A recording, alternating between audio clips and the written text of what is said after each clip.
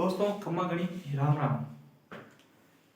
आज हम पढ़ेंगे राजस्थानी कला और संस्कृति के अंतर्गत राजस्थान की जनजातियां। एक टॉपिक, राजस्थान की जनजातियों को अपन भूगोल में भी पढ़ते हैं, इतिहास में भी पढ़ते हैं और कला और संस्कृति में भी पढ़ते हैं। कला और संस्कृति में अपन इनका मुख्यतः रहन सहन, खान पान, वेशभूषा आदि चीजों के बारे में पढ़ेंगे। अपन कला और संस्कृति में पढ़ने का सबसे मेन मोटो ये है कि राजस्थान सरकार द्वारा आयोजित विभिन्न परीक्षाओं में इन जनजातियों से संबंधित बहुत सारे सवाल आते हैं और सवाल ज्यादा डीप नॉलेज के लिए नहीं होते। एक बार आप इन जनजातियों को सर्च करके निगाहों से पढ़ लीजिए, एक दो बार ये वीडियो सुन लीजिए, आपका काम हो जाएगा। तो राजस्थान की जनजातियों में बहुत सी जनजातियां हैं, तो अपन प्रत्येक जनजाति को, जो बड़ी जनजातियां हैं उनके लिए एक अलग अलग वीडियो में पढ़ेंगे। छोटी जनजातियां हैं अर्थात जिनके बारे में कम जानकारी है, अर्थात जो जनसंख्या में कम है, उनको 2 या 3 जनजातियों में मिला के एक अलग वीडियो पढ़ेंगे। आज हम पढ़ेंगे कि सभी जनजातियों एक सामान्य परिचय। सामान्य परिचय में अपन ये पढ़ सकते हैं कि जनजातियां किसे कहते हैं, भारतीय संविधान जनजातियों के बारे में क्या कहता है, अलग अलग से विद्वान उनके बारे में क्या कहते हैं और बहुत कुछ जो अपन इस क्लास में पढ़ेंगे। तो चलो आज क्लास शुरू करते हैं। तो आज की क्लास में अपन क्या पढ़ेंगे, जनजातियां। तो सबसे पहले सवाल आता है जनजाति कहते किसे हैं। देखो दोस्तों, जनजाति का मतलब ये होता है कि वे लोग जो अपनी सभ्यता या संस्कृति जो भी है वो किसी दूसरी सभ्यता और संस्कृति के साथ मिश्रित नहीं होने दी और अपने मूल स्वरूप में बने अभी तक जी रहे हैं। अर्थात ऐसे लोग जिनकी सभ्यता किसी और के साथ मिश्रित नहीं हुई है, उनकी संस्कृति वैसी की वैसी है, वो संरक्षित है। अर्थात अन्य सभ्यताओं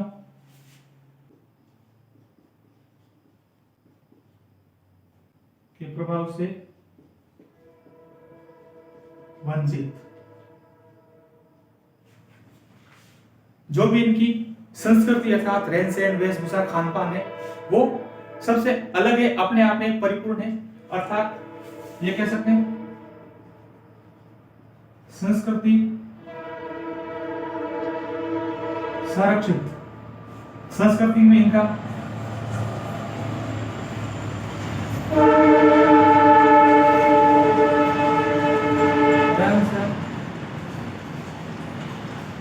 खान पान, वेशभूषा आदि बहुत कुछ लोग ये भी कहते हैं कि जब किसी भी सभ्यता पर या किसी भी देश पर भारी लोगों का आक्रमण होता है तो कुछ ऐसी जगह होती है जहां आक्रमणकारी पहुंच नहीं पाते और वो लोग उन आक्रमणकारों के हमलों से वंचित रह जाते हैं। अर्थात आक्रमणकारी के हमले करने वाले वो वहां तक पहुंच भी नहीं पाते और उनके हमलों से बचे रहते हैं। अर्थात जो उन आक्रमणकारी हमलों से बच गए हैं तो वो वहां की संस्कृति वहीं तक सिमटी हुई रह गई। अर्थात जहां आक्रमणकारी आए, बसे और जिन लोगों के साथ में रहे वहां तो वो संस्कृति घुल मिल गई और जो जैसी सभ्यता दूसरों ने अपनाई उसके साथ वैसी की वैसी चलती रही। लेकिन जहां पर आक्रमणकारी पहुंचे ही नहीं थे तो वहां की सभ्यता वैसी की वैसी रह गई। अर्थात ये कह सकते हैं बाहरी आक्रमणकारियों के हमलों से बचे रह रहे हैं।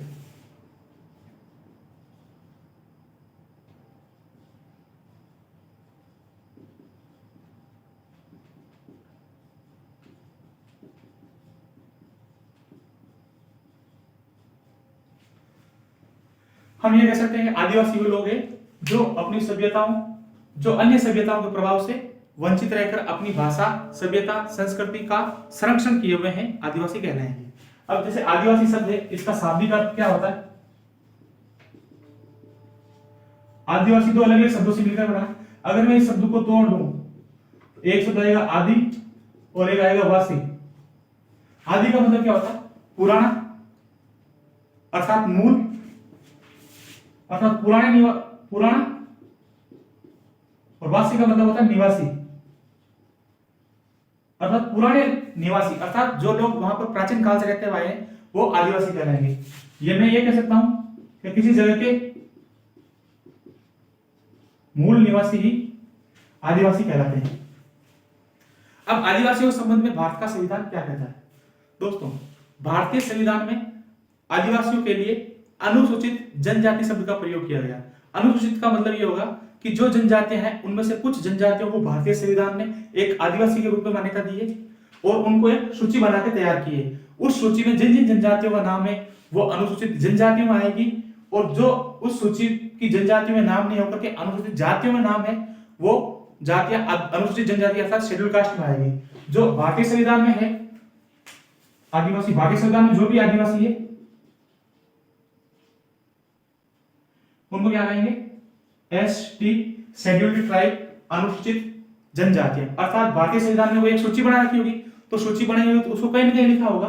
तो भारतीय संविधान के अनुच्छेद है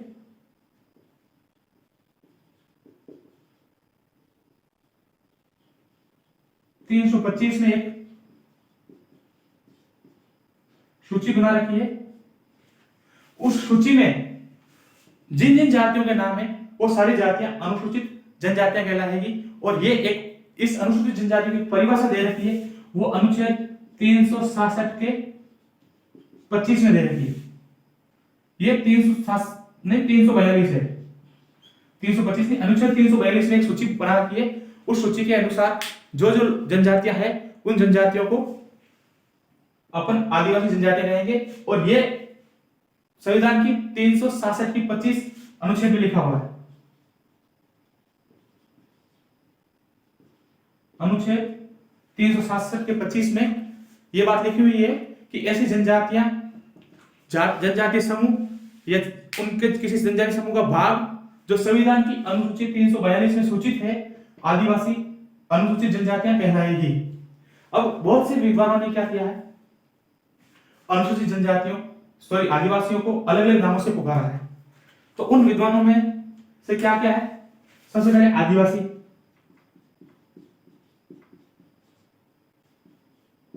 आदिवासी नाम से किसने पुकारा है, आदिवासी नाम से पुकारा है ठक्कर बप्पा और एच रिस्ले।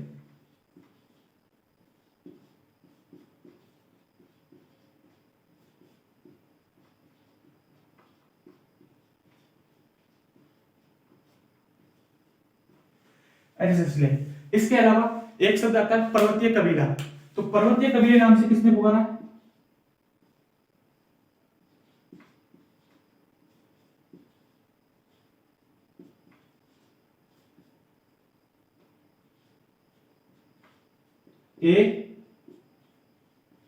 बेंस नामक एक विद्वान हुए थे, इतिहासकार हुए थे, उन्होंने पर्वतीय कबीले नाम से इन जनजातियों को या इन आदिवासियों को पुकारा है। इसके अलावा एक शब्द आता है पिछड़े कबीले।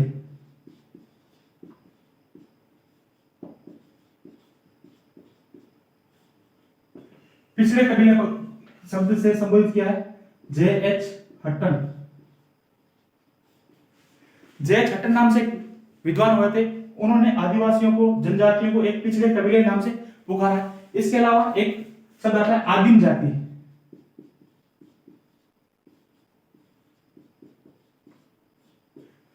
आदिम शब्द से आदिवासियों को संबोधित करने वाले विद्वान थे क्रोबर।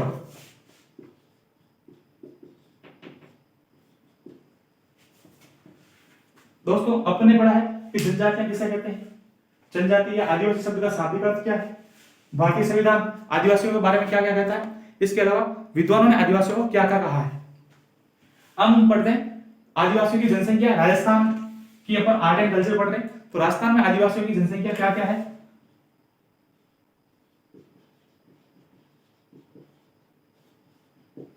तो दोस्तों 2011 की जनगणना के अनुसार राजस्थान में आदिवासियों की जनसंख्या 92.38 लाख के आसपास है। तो कितनी है, 38 लाख जनसंख्या है, जो भारत की कुल जनसंख्या की 13.48% है। सॉरी, जो राजस्थान की कुल जनसंख्या की 13.48 है।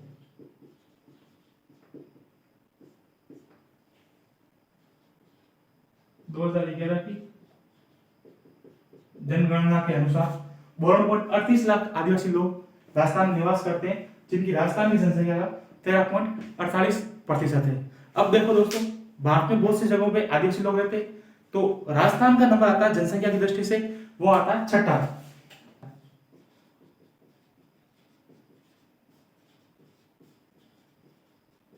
जहां 7.87% लोग हैं टोटल एसटी के वो राजस्थान में निवास करते हैं। अब देखो दोस्तों, एक सवाल आता है कि राजस्थान के किस जिले में सबसे अधिक जनसंख्या है, वो आदिवासियों की है।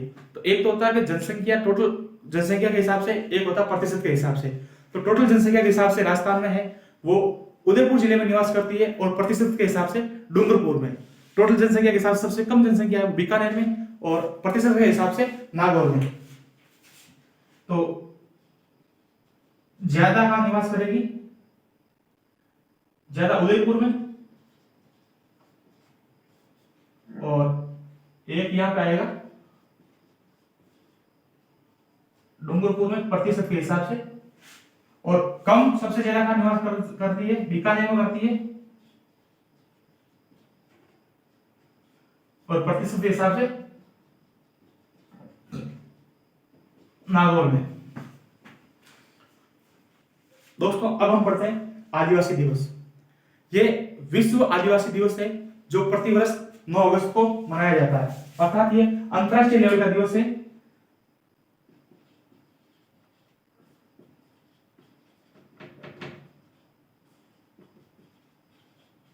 9 अगस्त को मनाया जाता है। अब देखो क्या हुआ दोस्तों, संयुक्त राष्ट्र संघ ने एक कार्यदल का गठन किया था, जिस कार्यदल का काम था कि आदिवासियों के विकास के लिए कुछ चीजें बनाए, कुछ चीजें सोचे। और उस कार्यदल की जो बैठक हुई थी, वो बैठक हुई थी 9 अगस्त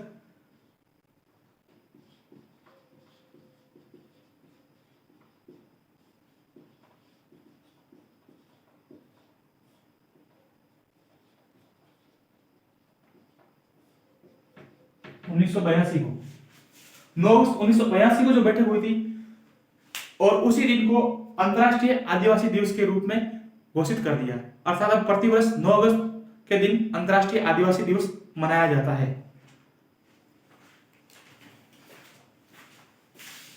अब देखो दोस्तों, जनजातियों को सूचित करने, अनुसूचित करने के लिए राजस्थान में एक अधिनियम पारित हुआ था। उसका संशोधित पार्ट है वो 1976 में पारित हुआ था। इस संशोधित अधिनियम में क्या है, राजस्थान की एक जनजातीय सूची तैयार की गई, उसमें 12 जनजातियों के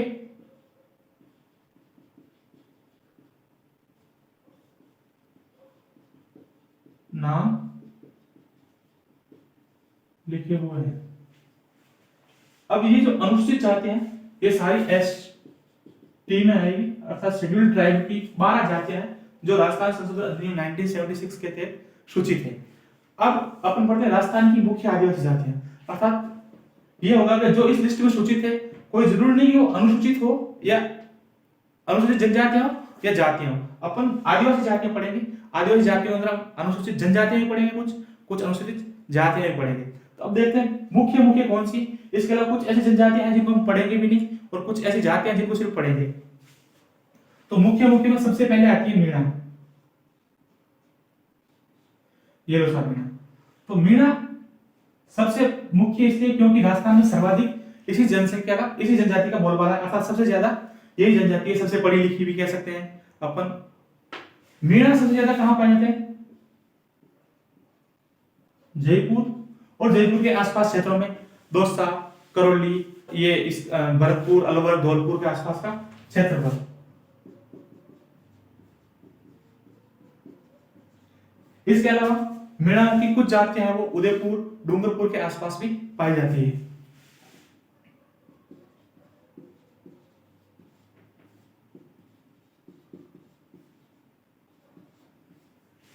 ये लो। अब दूसरी जनजाति आती है अपने पास भील। भील सबसे ज्यादा कहां पाए जाते हैं, भील सबसे ज्यादा पाए जाते हैं उदयपुर में, अर्थात उदयपुर के आसपास घने जंगलों में भील रहते हैं। उदयपुर के अलावा रहते हैं डूंगरपुर, बांसवाड़ा, चित्तौड़गढ़। राजस्थान की सबसे बड़ी 2 जनजातियां हैं, वो है मीणा और भील। इन जनजातियों की लगभग 40 लाख से भी ऊपर जनसंख्या है। अब अपन दूसरी इनके बाद की जनसंख्या पढ़ते हैं, वो है गरासिया।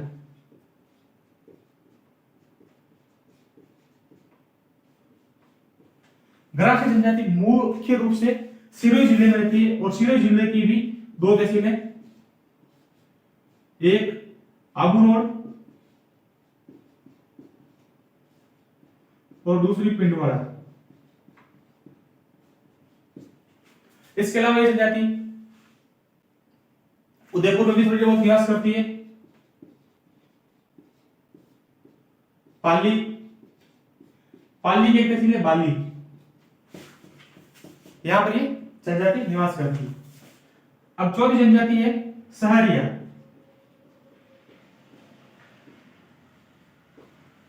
सहरिया जनजाति का 99% लोग 12 जिले की दो ही तहसीलें किशनगढ़ और शाहबाद में निवास करते हैं। तो अपन ये लिख सकते हैं इनमें 12 जिले में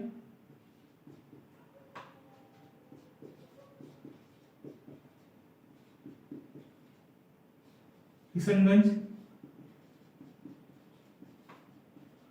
शाहबाद।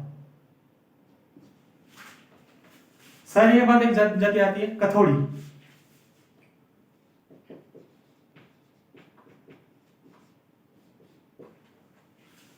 कथोड़ी जनजाति है वो कोटड़ा उदयपुर।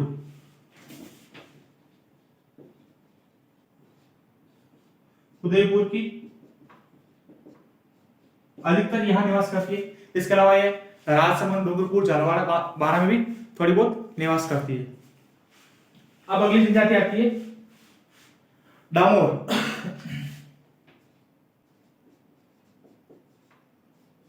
डामोर जनजाति है वो निवास करती है डूंगरपुर में। डूंगरपुर के एक सालीमवाड़ा तहसील है, वहां पर निवास करती है। तो अपन सीमलवाड़ा, सालीमवाड़ा नहीं सीमलवाड़ा।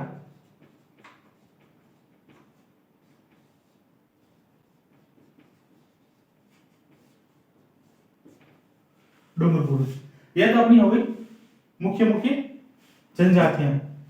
इसके अलावा धानका, कोल्ली, कुकड़ा, नायक और जनजातियां भी है अन्य में।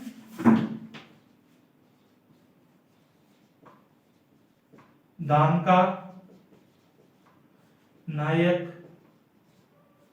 कोल्ली, कुकड़ा। इसके अलावा अपन कुछ जातियों भी पढ़ेंगे। जातियों में सबसे पहले पढ़ेंगे सांसी। सांसी जनजाति है वो पूरी राजस्थान की जनजाति है। पूरी राजस्थान की जनजाति मतलब ये भरतपुर, झुंझुनू वहां रहती है। इन जनजाति का सबसे ज्यादा निवास है वो भरतपुर में।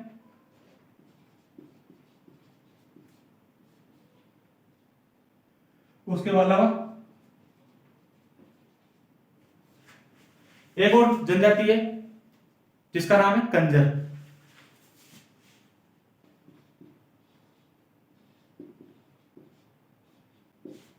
कंजर सबसे ज्यादा निवास करते हैं कोटा, बूंदी के आसपास। तो कंजर क से कोटा। इसके अलावा एक जाति और पढ़ेंगे जिस जाति को अपने कहते हैं कालबेलिया, अर्थात जो नागों को नचाते हैं। या एक कालबेली नृत्य भी होते हैं ये लोग।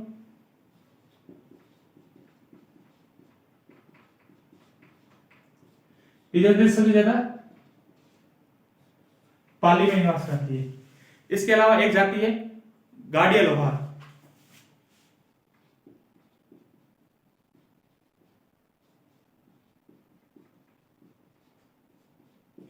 गाड़िया लोहार ये वो लोग हैं जिन्होंने महाराणा प्रताप की सेना के साथ युद्ध किया था और मेवाड़ पर मुगलों का आधिपत्य होने के बाद इन्होंने मेवाड़ छोड़ दिया था और ये प्रण ले लिया था कि जब तक मेवाड़ पर वापस महाराणा प्रताप गद्दी पे नहीं बैठेंगे तब तक हम वापस मेवाड़ में नहीं आएंगे। तो ये लोग अभी अधिकतर रहते हैं प्रतापगढ़ में और अभी भी ये घुमंतु जीवन जीते हैं, कोई स्थायी बसेरा नहीं है। दोस्तों मैंने आप सब के लिए 2011 की जनगणना के अनुसार सब जनजातियों की जनसंख्या लिख दी है। तो सबसे पहले मीणा जो 43,46,000 अर्थात 43,46,000 ये लोग हैं। भील 41,24,000, ग्रासिया 3 लाख, सहरिया 1,14,000, डामोर 91,500 मतलब 91,500, कथोड़ी 4833 मात्र, अर्थात इनके आगे मात्र या केवल, अर्थात कथोड़ी जाति के लोग 4833 ही है, सासी के 86.5 हजार अर्थात 86,500 के आसपास, कंजर 53.8 हजार, कालबेलिया 132,000 मतलब 1,32,000, गाड़िया लोहार 1,41,000 141,000।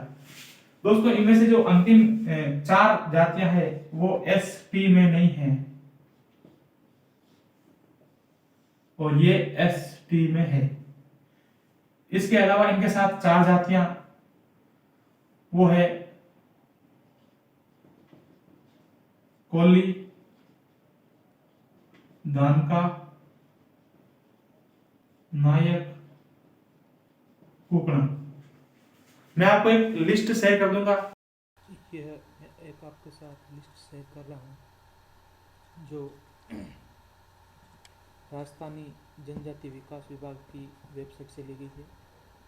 इस लिस्ट में राजस्थान अनुसूचित जाति एवं जनजाति संशोधन अधिनियम 1976 के तहत जो 12 जातियाँ अधिसूचित की गई है उनके नाम लिखे हैं। इसे आप वीडियो पॉज करके अच्छे से आराम से पढ़ ले, एक बार देख लें, इसे गो थ्रू हो जाए। इसमें देखिए कौन कौन सी जातियाँ हैं जो एसटी में है। अब इस कड़ी में हम अपना अगला एक टॉपिक लेते हैं, जनजातियों के उत्थान के लिए कार्यरत विभिन्न संस्थाएं। अर्थात जनजातियां कौन सी होती है जो पिछड़ी हुई होती है, जो सभ्यता के साथ सिंक्रोनाइज होकर नहीं चलती है, अर्थात सभ्यता के साथ समन्वय बनाकर नहीं चल पाती है, तो उनको ऊपर उठाना है। तो उनको ऊपर उठाने के लिए बहुत सी संस्थाएं काम करती होगी, कोई विभाग भी बनाया हुआ गवर्नमेंट ने। तो गवर्नमेंट ने सबसे पहले एक मंत्रालय बना रखा है, अनुसूचित जाति और जनजाति मंत्रालय। उस मंत्रालय के अंतर्गत कुछ विभाग भी होंगे, उसके अलावा कुछ बहुत सी योजनाएं भी होगी। तो अपन सबसे पहले पढ़ते हैं इसमें जनजातीय क्षत्रिय विकास विभाग। जनजातीय क्षत्रिय विकास विभाग सबसे पहले तो ये कहां पर है स्थापना इसकी 1976 ईस्वी में की गई और उदयपुर में इसका मुख्यालय। देखो भारतीय संविधान में क्या किया गया, 5वीं अनुसूची है, 5वीं अनुसूची के अंतर्गत राज्य सरकारें हैं उनको एक शक्ति प्रदान की है। उस शक्ति के तहत वो क्या कर सकते हैं, अनुसूचित जाति और जनजाति के क्षेत्रों के प्रशासन और नियंत्रण हेतु कुछ कार्य कर सकती है। क्या कर सकती है, अनुसूचित जनजातियों के क्षेत्र, अनुसूचित जाति और जनजातियों के क्षेत्र के प्रशासन एवं नियंत्रण हेतु कुछ नियम बना सकती है। ये इस टाइप की शक्तियां राज्य सरकारों को 5वीं अनुसूची में दी गई है। इन शक्तियों का उपयोग करते हुए राजस्थान में 1976 में जनजातीय क्षत्रिय विकास विभाग की स्थापना की गई है और यह विभाग उदयपुर में बनाया गया क्योंकि उदयपुर है अपना वो जनजातीय बहुल क्षेत्र है, क्योंकि अधिकतर सारी जनजातियां उदयपुर के आसपास रहती है। उदयपुर एक बड़ा जिला मुख्यालय, एक संभाग मुख्यालय, तो संभाग मुख्यालय पर एक उदयपुर में जनजातीय क्षत्रिय विकास विभाग की स्थापना की गई। संविधान की 5वीं अनुसूची के तहत, 5वीं अनुसूची में प्राप्त शक्तियों के तहत राज्य सरकार ने 1976 में इस विभाग की स्थापना की गई और ये विभाग है वो अनुसूचित जाति और जनजाति मंत्रालय के अधीन कार्यरत है। तो इस विभाग के कुछ उद्देश्य होंगे। इस विभाग का क्या क्या उद्देश्य है कि जो जनजाति क्षेत्र है उनका विकास करना। उद्देश्य क्या है, क्षेत्रों का विकास करना। भाई ये जनजातियों के विकास के लिए बना है तो उस क्षेत्र का विकास करेगी, जनजातियों का खुद का विकास करेगी, मतलब जनजातियों का आर्थिक, सामाजिक व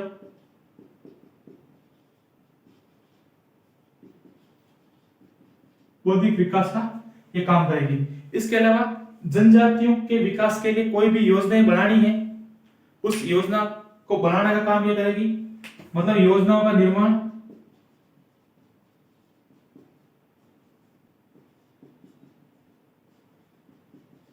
अगर योजना का निर्माण कर दिया है तो उस योजना को लागू करना अर्थात क्रियान्वयन। अब योजना क्रियान्वयन कर रही है तो वो पब्लिक के साथ कोऑर्डिनेट करेगी, समन्वय और नियंत्रण का कार्य। इसके अलावा इसका एक और उद्देश्य है, इसका उद्देश्य है कि जो जनजाति क्षेत्र है उन क्षेत्रों के प्रशासनिक स्तर को अन्य क्षेत्रों के समकक्ष लाना, अर्थात प्रशासनिक स्तर में विकास। जनजातीय क्षेत्रीय विकास विभाग जो बनाया गया राजस्थान सरकार का, इसके 4 मुख्य उद्देश्य है। जनजातीय क्षेत्रों का विकास करना, जनजातियों का आर्थिक, सामाजिक एवं बौद्धिक विकास करना, जनजातियों के विकास के लिए योजनाओं का निर्माण करना, उनका क्रियान्वयन करना, समन्वय करना और नियंत्रण का कार्य करना। इसके अलावा प्रशासनिक स्तर में विकास करना। अब एक बात आती है कि योजना लागू करेंगे तो उस योजना के को लागू कहाँ की जाए। ऐसा नहीं कि जाकर उस योजना को नागौर में लागू कर दें। नागौर में बहुत कम लोग रहते हैं जनसंख्या के हिसाब से, या बीकानेर में लागू कर दें जहां पे बहुत कम लोग रहते हैं। तो उन्होंने कुछ क्षेत्र बनाए हैं। एक है अनुसूचित क्षेत्र, एक है एमएडीए, एक है माडा क्लस्टर। तो अनुसूचित क्षेत्र में क्या किया है कि ऐसे क्षेत्र जहां पर बहुत सघन रूप से जनजाति निवास करती है, सघन रूप से जनजाति निवास करती है, उनको तो क्षेत्र घोषित कर दिया, मतलब टीएसपी कह सकते हैं अपन। तो जनजातीय अनुसूचित क्षेत्र में अपने टोटल कितने 8 जिले आते हैं जहां पर सघन निवास करते हैं। तो सघन निवास करने वाले 8 जिले हैं। उन 8 जिलों में कुछ क्षेत्र है, इसमें से कुछ जिले हैं वो पूर्ण रूप से हैं और कुछ जिले हैं वो आंशिक रूप से हैं। तो पूर्ण रूप से जिले हैं वो बांसवाड़ा, डूंगरपुर और प्रतापगढ़। बांसवाड़ा, डूंगरपुर और प्रतापगढ़ ये जिले हैं वो पूर्ण रूप से अनुसूचित क्षेत्र में है। इसके अलावा उदयपुर में क्या है, उदयपुर की 8 तहसीलें तो पूर्ण है और 3 तहसीलें हैं, गीरवा, वल्लभनगर और मावली। उनके कुछ कुछ गांवों को इसके अंतर्गत लिया गया है। इसके अलावा सिरोही में आपको बताइए कौन कौन से 2 क्षेत्र होंगे, पिंडवाड़ा और आबू रोड। पिंडवाड़ा और आबू रोड में ग्रासीय लोग रहते हैं, तो उनका जो क्षेत्र है सघन क्षेत्र है, इसको अनुसूचित क्षेत्र में लिया गया है। इसके अलावा चित्तौड़गढ़ की जो बड़ी साबरी तहसील है, बड़ी साबरी तहसील के कुछ गांव है वो इस क्षेत्र के अंतर्गत लिए गए। इसके अलावा पाली की एक तहसील है बाली के कुछ गांव है वो इस क्षेत्र के अंतर्गत लिए गए। इसके अलावा एक जिला है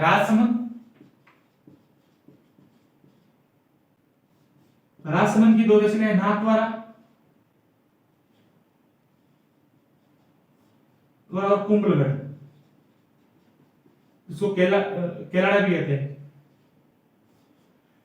इन तहसीलों में कुछ गांव है वो अनुसूचित क्षेत्रों के नॉमिनेट किए गए हैं। अर्थात 8 जिले बांसवाड़ा, डूंगरपुर, प्रतापगढ़, इनको पूर्ण रूप से, उदयपुर की 8 तहसीलों को पूर्ण रूप से, और 3 तहसीलें कौन कौन सी है, गीरवा, वल्लभनगर और मावली। और मावली का सिर्फ 4 ही गांव है, बाकी तहसीलों में फिर भी काफी ज्यादा गांव है, लेकिन मावली जो तहसील है उसमें सिर्फ 4 गांव ही है जिनको अनुसूचित क्षेत्र घोषित किया गया है। इसके अलावा सिरोही की पिंडवाड़ा और आबू रोड तहसीलों में कुछ गांव हैं, चित्तौड़गढ़ की बड़ी साबरी तहसील के कुछ गांव होंगे, पाली में बाली के कुछ गांव होंगे, राजसमंद में नाथद्वारा और कुंभलगढ़ के कुछ गांव होंगे। इन गांवों को अनुसूचित क्षेत्र घोषित किया गया, मतलब यहाँ पर सघन रूप से लोग रहते हैं।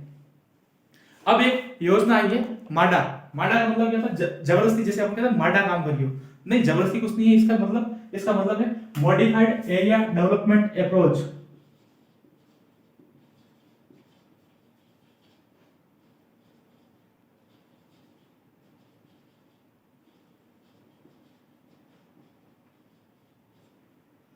MADA modified area development approach, अर्थात परावर्तित क्षेत्र विकास उपागम।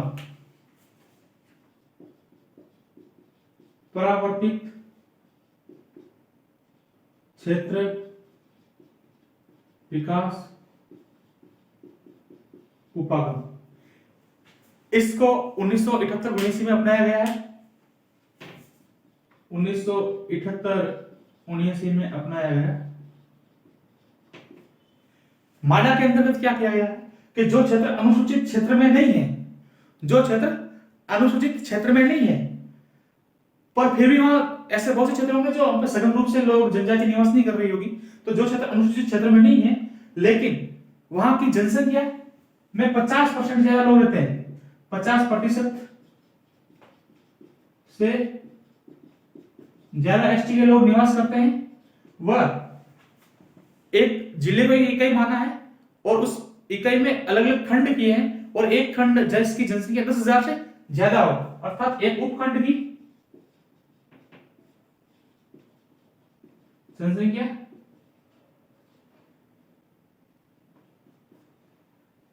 10,000 से ज्यादा हो, ऐसे क्षेत्रों को माडा क्षेत्रों के अंतर्गत लाया गया है। अब देखो इसमें एक चीज है, ये 10,000 अर्थात किसी भी उपखंड या किसी भी गांव या किसी भी कस्बे की जनसंख्या 10,000 से ज्यादा है और उसके अंतर्गत 50% से अधिक लोग एसटी के हैं, अनुसूचित जनजातियों के हैं, तो उसको माडा क्षेत्र कहेंगे, अर्थात प्रावर्तित क्षेत्र विकास उपगम क्षेत्र के अंतर्गत नोमिनेट किया गया। राज्य के कुल 18 जिलों के 44 क्षेत्रों को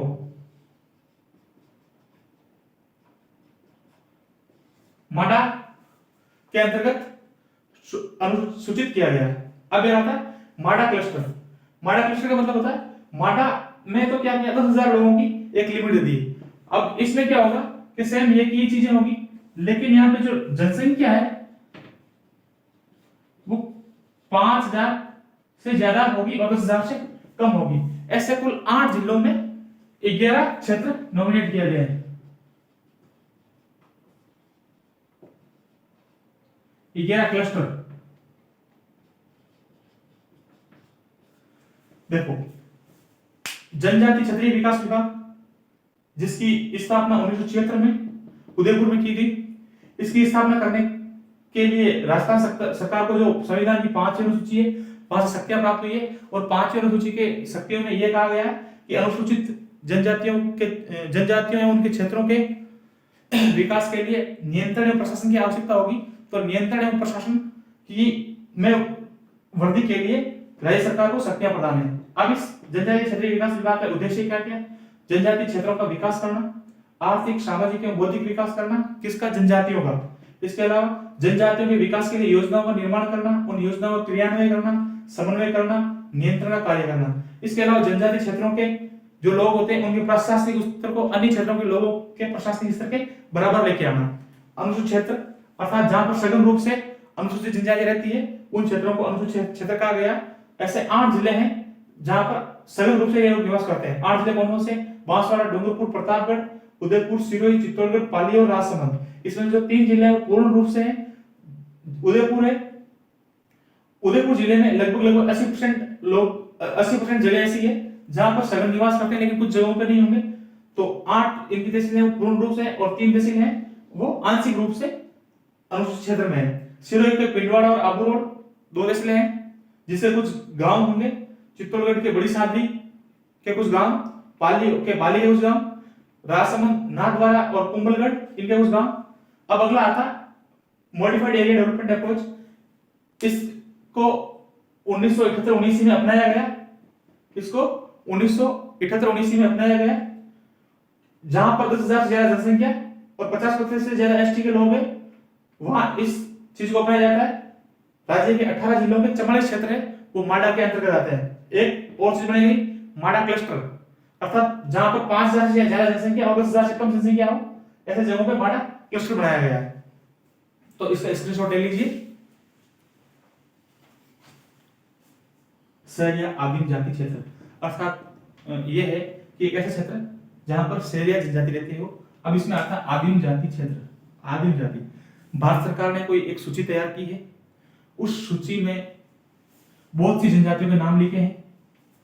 उसमें एक जनजाति का नाम है सहरिया और उस सूची का नाम दिया है आदिम जाति। अर्थात भारत सरकार ने बहुत सी जनजातियों को आदिम जातियां माना है। इसमें राजस्थान की एकमात्र जाति है वो आदिम जाति है। राजस्थान की एक मात्र जनजाति जो आदिम जाति में अनुसूचित। अगर भारत सरकार ने कोई एक सूची बनाई है तो वो सूची किसी उद्देश्य के लिए बनाई होगी। तो उस उद्देश्य से एक आदिम जाति क्षेत्र घोषित किया गया। तो आदिम जाति क्षेत्र कौन सा घोषित करेंगे? जहां पर शहरी सबसे ज्यादा निवास करते हैं। शहरी सबसे ज्यादा कहां निवास करते हैं? 12 में कहां पर? दो तहसील है, किशनगंज एवं शाहबाद। तो 12 की दो तहसील है कहां पर? किशनगंज एवं शाहबाद। किशनगंज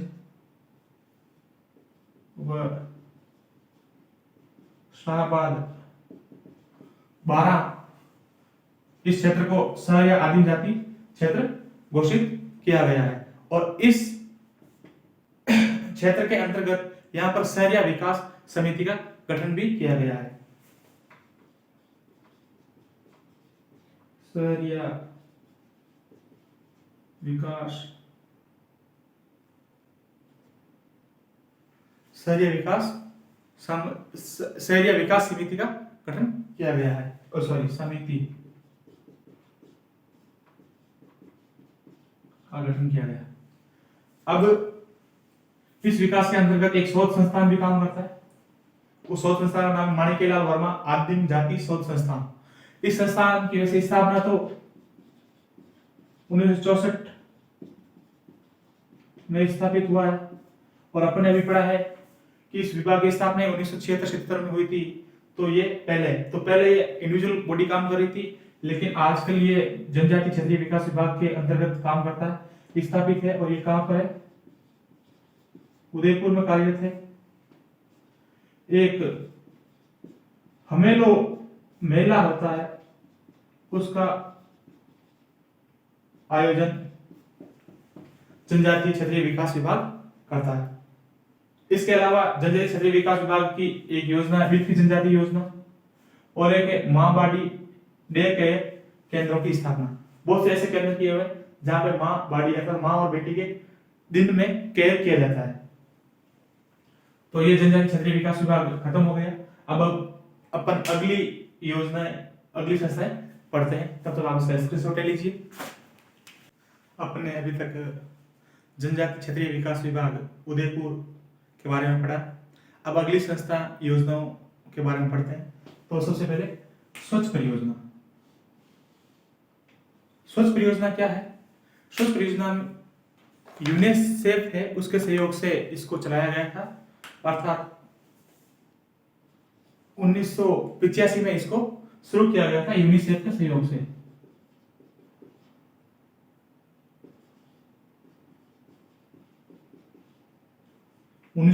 में इसको यूनिसेफ के सहयोग से चलाया गया। और इसको किस लिए चलाया गया? आदिवासी क्षेत्रों में नारू रोग उन्मूलन हेतु। आदिवासी क्षेत्रों में नारू रोग उन्मूलन। नारू रोग क्या होता है? बाड़ा। फीताकृमि एक आपने सुना होगा, फीताकृमि जैसे वो उसके अंडे अपन अस्वच्छ जल पीते हैं तो अपने शरीर में चले जाते हैं, और शरीर में वो किसी जगह में चले जाते हैं, और जो अंडा फूटता है उससे वो फीताकृमि निकलती है। उससे जो फीताकृमि बाहर निकलती है उसे बाड़ा राजस्थानी मारवाड़ी शब्द में कहते हैं, और उसको सही नाम है नारू रोग। तो इस नारू रोग के उन्मूलन हेतु 1985 में यूनिसेफ के सहयोग से ये एक योजना चलाई गई। इस योजना का मुख्य उद्देश्य था स्वच्छता एवं स्वच्छ पेयजल संसाधनों का उपलब्ध करवाना। अर्थात स्वच्छ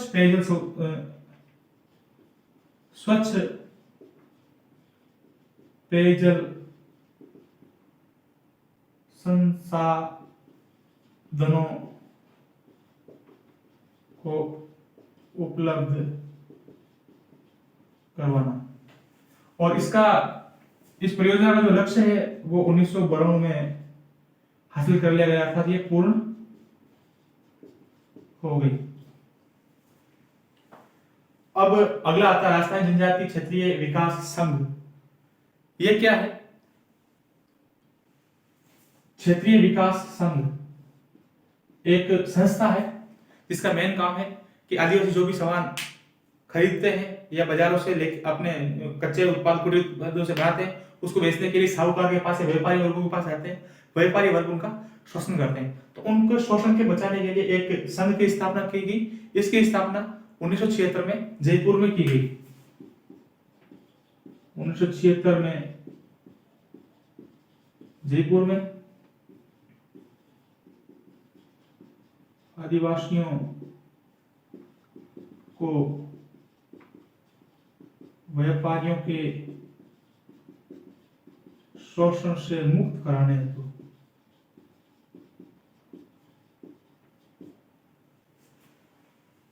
आगे एक चीज है रूंग पायला कार्यक्रम। रूंग पायला कार्यक्रम, रूंग होता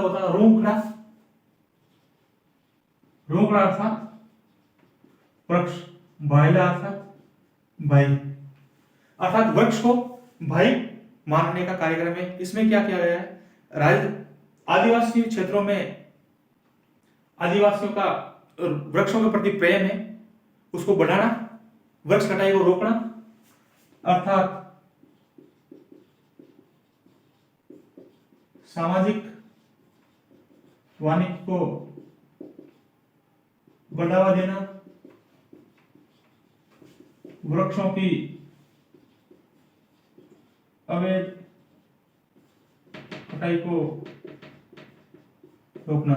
और इस कार्यक्रम के अंतर्गत जो कुछ स्वयंसेवक कार्य करते हैं, इस कार्यक्रम के अंतर्गत जो स्वयंसेवक कार्य करते हैं, उनमें से चुनिंदा अर्थात चयनित 500 स्वयं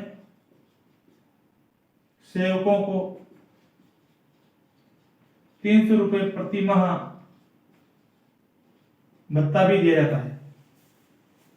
अब एकलव्य योजना, एकलव्य योजना में क्या होता है, वो आदिवासी लोग जिनका विकास नहीं हुआ है, अर्थात अल्प विकसित आदिवासी बालकों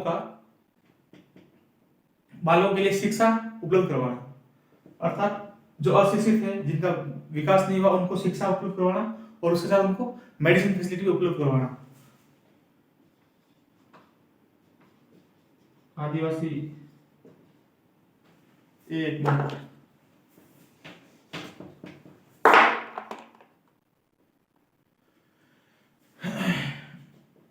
जो शिक्षा से वंचित आदिवासी बालकों को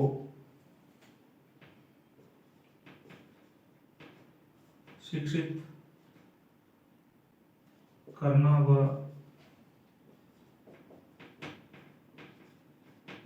मेडिकल की सुविधा उपलब्ध करवाना।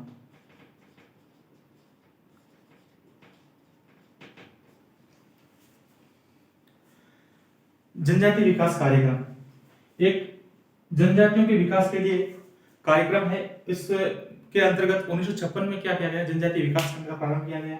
एक वन्यवासी कल्याण परिषद है, ये उदयपुर में है, और इस कल्याण परिषद ने एक नारा दिया था, आदिवासी को गले लगाओ या वनवासी को गले लगाओ। नारा दिया था, वनवासी को गले लगाओ। इसके अलावा एक और चीज रह गई है, अपने एकलव्य छात्रावास, वो उदयपुर में है। इसी के साथ अपना ये सामान्य परिचय है आदिवासियों का या राजस्थानी जनजातियों का, वो आज अपन ये खत्म करते हैं। इसके बाद अगले लेंगे एक पर्टिकुलर कोई जनजाति, और सबसे बड़ी जनजाति है जो मीणा जनजाति है, तो अपन सबसे पहले मीणा जनजाति को पढ़ेंगे।